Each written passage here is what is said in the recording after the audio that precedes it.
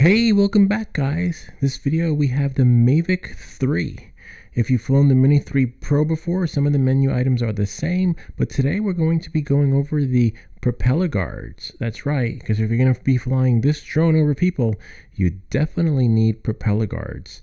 The drone's a little bit almost as big as the Mini 3 Pro, but of course it's just a bigger drone. So let's open it up. So it's pretty heavy.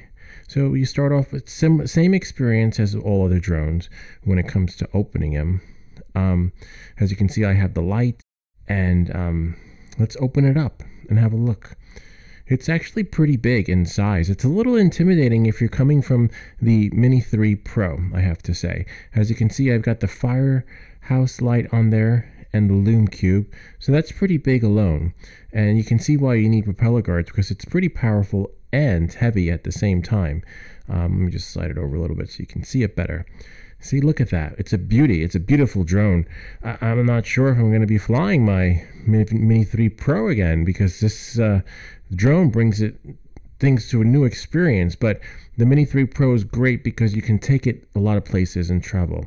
So those are the propeller guards, okay?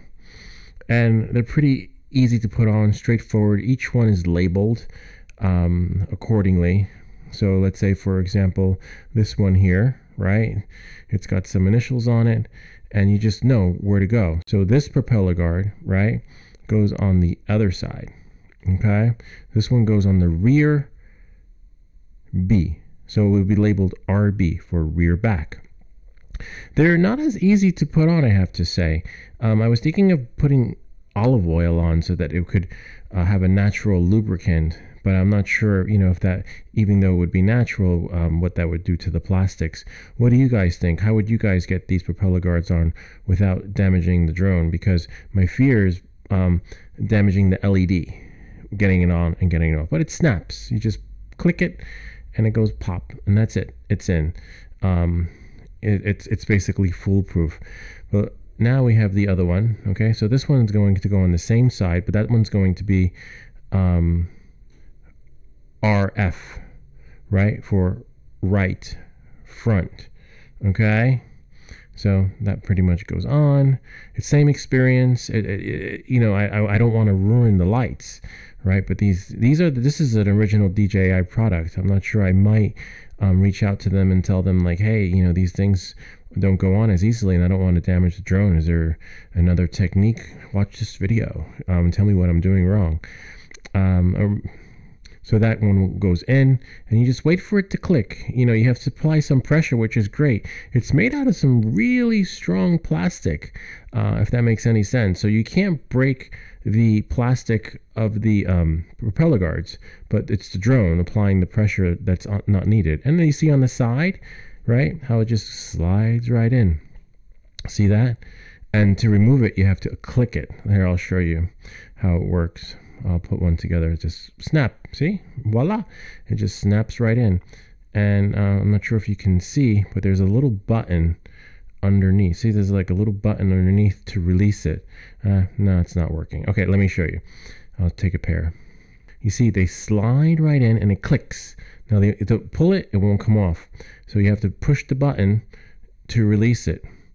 Really nice safety feature. See? Voila. In. And that's it. Pull. It's not coming out. Push the button, right?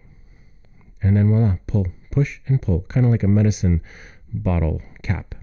All right, so let's see if we can get this one on.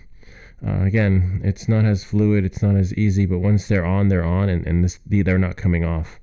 I've reached top speeds of up to 35 miles an hour with this thing. So yeah, you definitely need some propeller guards. Okay, so this one is LB, which stands for left back. LB. All right, just squeeze. Again, just have to push, and I don't want to break this thing because it just got it. And of course, I've got the DJI Care, but you don't want to part ways with your baby. All right, so just push. Again, this one's really tricky to put on. Not as fluid as I thought it would be.